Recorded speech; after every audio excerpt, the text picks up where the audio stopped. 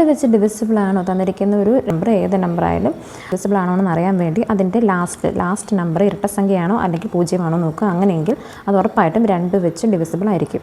തന്നിരിക്കുന്ന അണ്ടർലൈൻ ചെയ്തിരിക്കുന്ന നമ്പേഴ്സ് എല്ലാം അതിൻ്റെ വൺസ് പ്ലേസിലുള്ള നമ്പർ എന്ന് പറയുന്നത് ഈവൻ നമ്പറോ അല്ലെങ്കിൽ 0 ആണ്.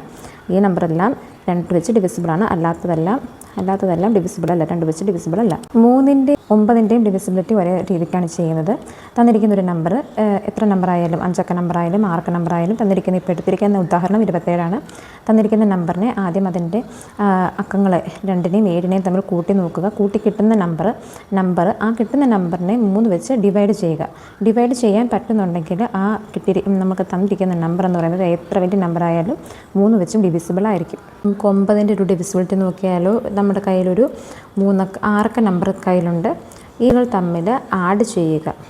2 + 4 എന്ന് പറയുന്നത് 6, 6 3 9, 9 2 11, 11 4 15, 15 3 18. ഈ 18നെ നമുക്ക് 9 വെച്ച് ഹരിക്കാൻ പറ്റുമല്ലേ? 2 വെച്ച് ഹരിക്കും. ഈ ഒരു 6 അക്ക സംഖ്യയും 9 വെച്ച് പൂർണ്ണമായിട്ടും ഹരിക്കാൻ പറ്റുന്നതാണ്.